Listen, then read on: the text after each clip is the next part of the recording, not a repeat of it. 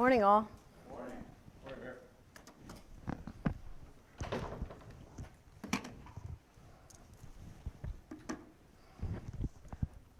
Morning, everyone. Thank you for being here today. As you know, unfortunately, we've had a particularly violent start to 2020. And, of course, it's very troubling and it's discouraging. And I send my condolences to all the family members and friends. And I'm sure we'll talk more about that later, but I wanted to begin this morning.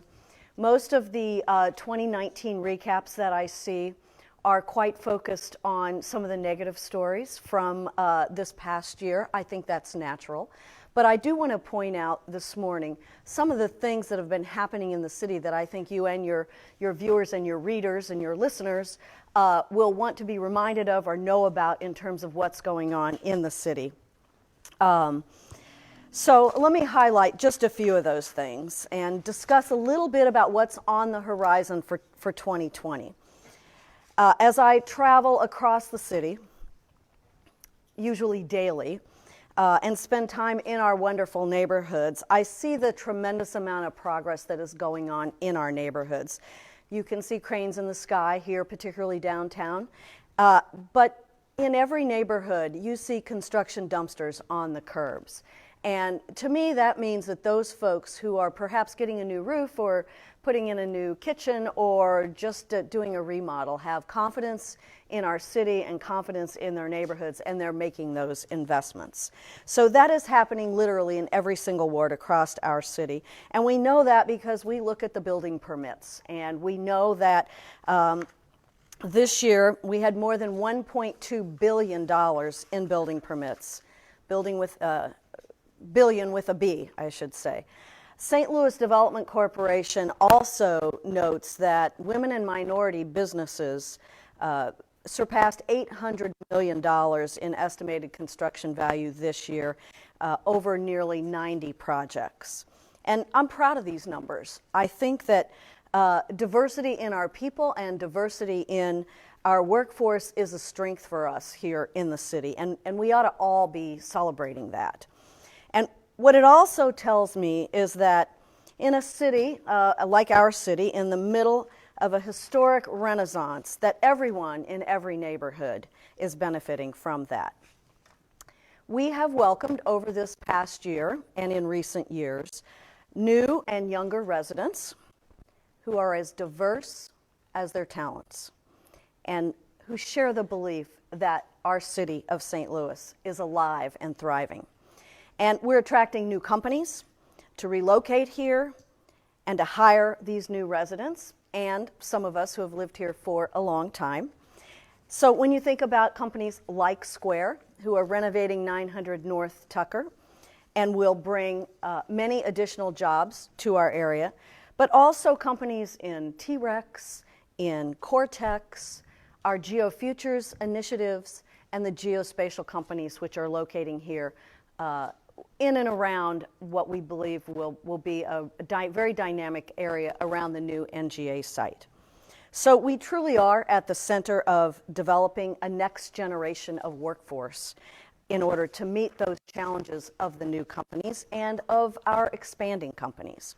So there's more momentum and jobs for our robust economy. The city's unemployment rate, according to the Federal Reserve, is 2.9%. That's below the state and national average.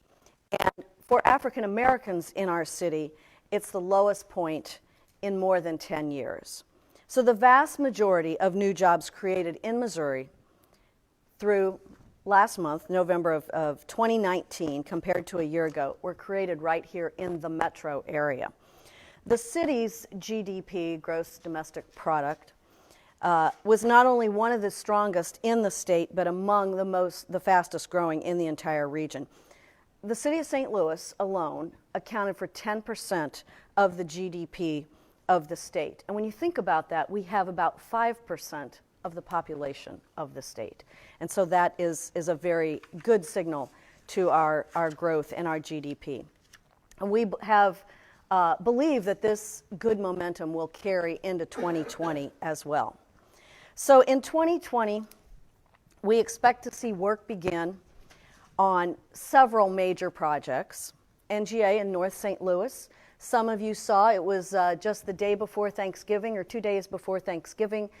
We broke ground on the new NGA project at the corner of Jefferson and Cass, so we're very encouraged by that. It's been a long time in coming, and it will still be a few more years before the NGA project opens, but that project in and of itself is a major job driver for our construction industry. But in addition to that, we're looking forward to a new convention center project, which we hope to break ground on this year, renovating our convention center. Also, of course, the new MLS Stadium, which we're very hopeful will break ground this year. And those major projects, along with the projects that are happening all over our city and in our neighborhoods, will really solidify our region's innovation hub. They represent more, these three major projects that I mentioned represent more than $2 billion in construction and more than 5,000 jobs. Further proof that businesses are investing, people are excited to be here because they're confident about the direction that the city of St. Louis is moving in. So I want to talk just about a few other highlights with regard to what's been going on in the city this year. We graduated and hired about 150 new police officers through our police academy, and we currently have about 100 officers, I think 99 was the number I saw on Monday, that are in our police academies. Our trash task force, as some of you know, now has 200 cameras up to catch illegal dumpers in our alleys and around our neighborhoods. And they've issued more than 400 citations this year, which is double the amount of last year. Our St. Louis Youth Jobs had contact with over 1,000 young people for pre-employment services, and they hired over 800 young people in summer jobs this past summer. We funded affordable housing this past year, $6.6 million. They leveraged that into $120 million in private investment in affordable housing, and they awarded $5 million for safe, affordable housing. We've talked about this before, but we've demoed about 800 buildings in 2019, and that compares with around 350 last year, about 150 in 2017, and 28 in 2016. Now, these are buildings that have been in LRA's inventory for a long time and are in we're in very, very bad shape. We've attacked this as saying we're going to take down the buildings that are the worst first, but we've made some real progress over the last few years in those buildings. And as I'm fond of saying, you've heard this before, nothing good happens in a vacant building. And if you live on a block with vacant buildings, with the back off the building or the side has collapsed, you are very appreciative and encouraged by the fact that the city is taking that LRA building down because it improves your quality of life immensely. So I've signed more than 140 pieces of legislation this year, creating laws that make it illegal for kids under 18 to carry a gun, banning conversion therapy to protect our LGBT youth, established the Criminal Justice Coordinating Council to reform the justice system, enabled the sale of medical marijuana here in the city through changes in our zoning ordinance, and becoming the first Midwestern city to require new construction to be built solar ready, to be ready for those solar panels at a time when the owner of that new building may want to install them. I also want to mention, because this happened a few months ago, but we had the longest flood ever, 127 days above flood stage. Our employees, our street department employees, managed that flood. You saw the big sandbags along River Des Peres to try to keep that in its banks as the Mississippi backed up into that river. They closed 35 floodgates. That's no small feat. One of them had not been closed in over 20 years, and difficult to close.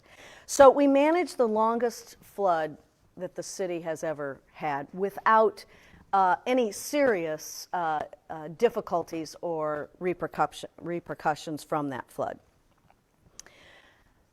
On it, changing subjects just a little bit, over the last year, our efforts and our city's world-class attractions and cultural institutions have garnered a lot of national as well as local attention. Forbes recently called us one of the top tourist destinations in the country for 2020. We think that that's encouraging not just for tourists from outside our city, but also from people here who maybe have a staycation or a weekend trip to drive in and be able to enjoy the new wheel that's at Union Station, the new aquarium, visit the Arch. Not everyone's been there yet. It's only been open for a year and a half. But also to visit some of our neighborhoods, Cherry Creek Street, the Central West End, the Loop, the great food scene that we have here in St. Louis. So we've consistently been ranked one of the top cities in the country for entrepreneurs, particularly women entrepreneurs who come here to start up, stand out, and stay. And we also believe that that's all related to the influx of young people that we have in our city. All of these attractions as well as the opportunities. But I would be remiss today if I didn't acknowledge that the other reason that St. Louis has been in the headlines in 2019, and that is the senseless gun violence that we've had in our city. Driven by drugs, driven by guns, driven by our state's lenient gun laws. This violence continues to cut lives short and tear families apart. As mayor, as someone who's personally felt that pain, of course I empathize and I sympathize with those families of every person that we've lost this year, particularly kids. That's one reason that in 2019 I created the Office of Youth, Children, and Families to better address and support the needs of our kids and of our families so that every child can achieve their full potential. But I also know that words alone or new offices alone aren't enough. People want action. I want action. We want this violence to be reduced. In 2020, in conjunction with local, state, and federal law enforcement partners, we will continue to focus on public safety as our highest priority. These are vital relationships. These relationships that we have with our federal partners are vital. Working with the Intelligence Division of the St. Louis Police Department, FBI Safe Streets Task Force, they made more than 350 arrests in 2019 and seized more than 90 guns. These are people that are wanted for violent felonies, including homicide and carjacking. As you know, the City of St. Louis Police Department continues to be about 130 police officers short. Unfortunately, this has been a pretty consistent number, despite the fact that we've trained and hired 150 police officers this year, and we have 100 officers who are in our academy right now. But we need to do more in order to close that gap on the number of police officers that we're short. And I'm working to increase pay for our police officers to address this chronic understaffing, but also we have 700 open positions in other departments in our city. So those two together are somewhere in the neighborhood of 830 or 40 shortages. And we have to be competitive in an environment where we're trying to hire and retain top-level talent in our police department and in all of our departments. I'm also working with the state legislature this year to try to lift the residency requirement for police officers and city employees. It's not the cure-all, but it is an impediment to hiring. As we have a small city population, we sometimes need to go outside of our boundaries. And frankly, St. Louis County doesn't have a residency requirement. Most other municipalities or areas in the region do not have a residency requirement. So we put ourselves at a disadvantage in hiring and retaining talent. Most of us don't like to be told where to live. We believe that our neighborhoods here in St. Louis are great neighborhoods, and we all live here, of course. And we think police officers and our employees will live here too. But it is a matter of not being told where you have to live. So we are hoping to be able to lift that residency requirement. I'm also, as you know, have been meeting with the governor's office and the mayors from the 4 largest cities in the state. So St. Louis, Kansas City, Springfield, and Columbia.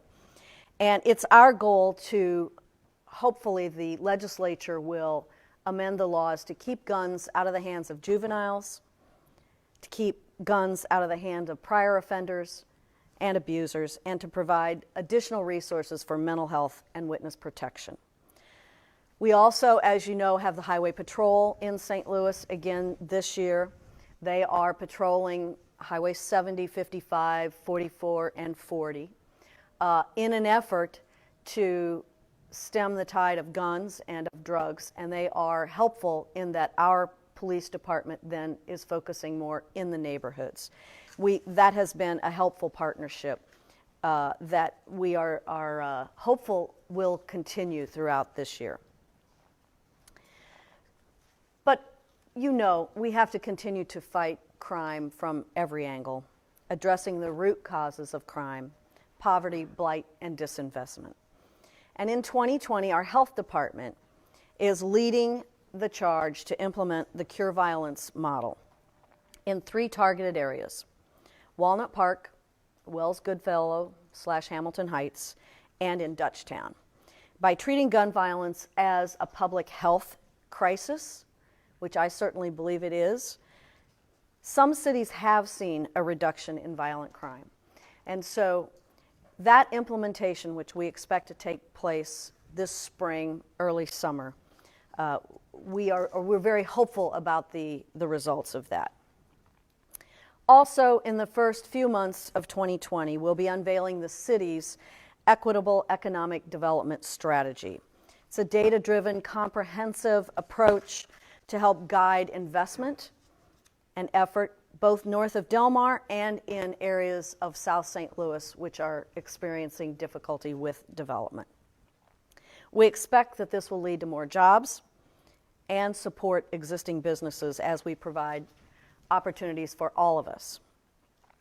Lastly, in the new year, we'll begin stabilizing LRA properties. I told you about the LRA properties that have been demolished. Well, for those that are in good enough shape that they can be stabilized, we'll begin implementing the new Prop NS, Prop Neighborhood Stabilization. In fact, the new Prop NS manager starts on Monday.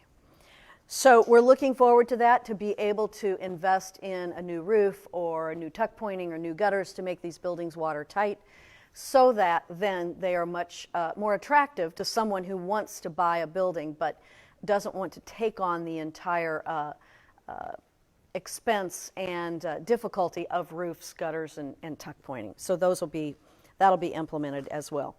It's worth noting, I think, that for the 4th consecutive year, LRA, Land Reutilization Authority, has sold more properties than it's taken in the tax sales. Numbers for this past year were we sold 552 properties, we took in 272. That's in the right direction. We know we still have too many vacant buildings and still too many vacant lots, but it is a trend in the right direction over these last 4 years. So our inventory is going down a little bit. We need rehab to help spur that as well. So it's my great honor, really, to serve as the mayor of the city of St. Louis, and I appreciate all of you being here today to talk about some of the highlights of this past year. And I said this on Tuesday, Christmas Eve, at the annual memorial for homicide victims, but I think it's worth repeating as I wrap up here today. Coming together as a city is just the beginning. Staying together is progress, and working together will be our success. So it's on all of us to make that happen, to continue the momentum to push St. Louis forward. and I'll take some questions. The state residency bill you mentioned, I didn't realize until you said it, you're hoping to have that apply also to non-police employees. I thought the bill was just for police. There are a couple of bills that have been pre-filed that do just address police.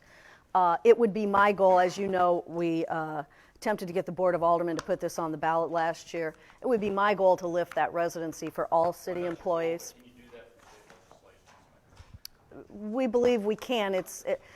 Police right now are our highest priority on that, but we believe it would be fair to extend that to all employees. State bills to include other Yes. other employees, okay. Correct. You also mentioned that you want the legislature to deal with guns, and you've heard GOP lawmakers who control it basically say no. What leverage do you have with the governor to try and get them to accomplish what you guys have been trying to do for years now? For years. Yeah, that 4 years is of course frustrating, Rachel. Well, the governor has agreed, and you saw this maybe 6-8 weeks ago, did agree to support legislation that would basically bring the state law into compliance with the federal law. There is a federal law that does not allow kids under 18 to have guns, but there's not a state law. We also now have a municipal law that says that. So this is really just trying to close that gap, and the governor has said that he would support that. But is he given an indication that he can move the law, the legislature, move the bill on the legislature? Because if he doesn't he can't sign it. That's correct. He's given an indication that he will try to do that. You know, when you're dealing with the legislature, whether it's the Board of Aldermen or the Missouri State Legislature, you try to build your coalitions to pass the legislation that you want passed. No guarantees. One is that there are new funds to help stabilize some of them, but when you're Right. talking about the city being down 700 employees in various departments, how do you have the manpower to take that money and put it into action, first of all? And then second, with only 4 homes being sold through the Dollar Homes program, what do you see as the future of that program? Well, you know, that's gotten a lot of attention recently. The $1 sale of homes is just one small thing we've done to try to move LRA homes. We've sold 552, I think was the number I said. So we've sold 550. 4 of them were in the Dollar House program. If there's a good thing to all of those seemingly negative stories about the Dollar House, maybe there'll be more people who will say, oh, I didn't know the city had Dollar House programs. You know, the Dollar House program is for one-story houses, 1,500 square feet or less, because those are a smaller house that we feel people can take that on. It's still certainly, and you have to show some capacity. We're not just going to sell you a Dollar House and then have it sit there longer. So you have to have some capacity, and you have to agree to live in the house. So it's one of the programs we have. We also have side lot programs and mow-to-own programs, and we have a lot of people that are just buying houses, not Dollar Houses, but buying houses that LRA owns. 552. Now, what about the manpower issue for those new funds to stabilize the LRA homes? When Prop NS passed a couple of years ago, 2.5 years ago now, we will bond. We will get that money through bonding. The comptroller will issue those bonds, and we'll use private contractors to do that work. It's not the city doesn't put roofs on and doesn't tuck point. We'll bid out those projects and use private contractors. There's been a big deal about the LRA taking down as many properties as it has, those ones where you say nothing good happens. What are you doing to kind of replace it so that these neighborhoods aren't even more hollowed out than they already are? I mean, there are some blocks that are just basically one house on the block. That's not particularly safe either. That's not particularly good, but it is better, Rachel, than having 4 or 5 buildings with the back off of them, because what happens in those buildings is a lot of illegal activity often happens in those buildings. So this is a process whereby we've got to take down the worst of the worst buildings. We've got to stabilize the LRA buildings that we own and that can be stabilized. We've got to hold private owners accountable. We have about half of the vacant buildings in St. Louis are owned by private owners, which our building division is working to hold them accountable, trying to bring them to the table to stabilize their buildings. And we've got to encourage and incentivize folks to rebuild in those neighborhoods. So it's a continuum of efforts. We started with taking down the worst first buildings because having those vacant lots, it's easier to attract development and easier to attract people who want to live in the houses that are remaining on that block. And we're hopeful that for some of those, that the folks who live there and own that property next door to that vacant lot will use the mow-to-own program. So they can have a vacant side lot. You know, most of our yards in the city are not that big. The lots are not that wide. I think 30, 35 feet's about average. So sell that to the person next door, mow it for 2 years, they own it free and clear. So it's a continuum. I feel like we're dancing around the elephant in the room this morning, because no matter how many construction cranes or dumpsters or buildings you knock down, we've had 7 people killed in Right. just the first 2 days, 194 people killed all of last year, Right. a dozen kids. Right, The homicide solution rate is less than a third. right, So 2/3 of people who kill somebody in this town are getting away with it, Right. at least for this year. There aren't enough cops. You said there's 100. Right. I mean, well, we're not dancing around it. I talked about all those things well, here. I know you And it have is this certainly a there, the goal frustration. To look, your chin up, that things are going to get better. But you also said you're discouraged. Talk to that discouragement, because I think a lot of people are discouraged. Like, when is this ever going to turn around? Do you have a sense that Well, I think it will? what you have to do is to continue to work on the things, guns, drugs, too few cops, too few programs for social services to address poverty. You got to work on all those things at one time in order to have a turnaround there, including cure violence. So, I mean, there's a lot going on. Of course, you know, having 7 people killed in, what are we on, the 3rd, in this 3rd day here, who wouldn't be sad and discouraged about that? But I think what we saw some progress last year. We still, in 2019, unfortunately, we had 194 murders. The year before, we had 186. And the year before that, we had 206, I think was the number. So. The same area. Now, as the mayor, are you like the commander-in-chief in the war on crime? Do you meet with the prosecutor, the police chief, the public safety director? Do you look at the maps? To what extent are you involved in understanding and trying to direct the players? Well, the police chief directs the police department, and he knows more about directing the police department than I do. However, yes, I meet with them very regularly. We've also established the Criminal Justice Coordinating Council to bring all of those parties together, which is the prosecutor, the public defenders, the judges, law enforcement. All of those folks come together to work on systemic issues as well. So you're asking me personally. I've been to some of those meetings. I don't go to all of those meetings, but absolutely everybody here is working on that. Now, lifting residency, having a more competitive pay for our police officers, having 130 more police officers, I believe would make a difference. We have to solve crimes, we have to make arrests, we have to hold those folks accountable. But you need law enforcement to do that, and we're here to support our law enforcement so that they can do that. Are you considering any shakeups in the public safety department? I'm not considering any shakeups. Should you be? I think considering the circumstances, I think our police department is doing a great job. I mean, is there a difference between Tony Bennett and Tony Viviano? Do we have the best people running our public safety? Tony Bennett and Tony Viviano. I'm missing that analogy.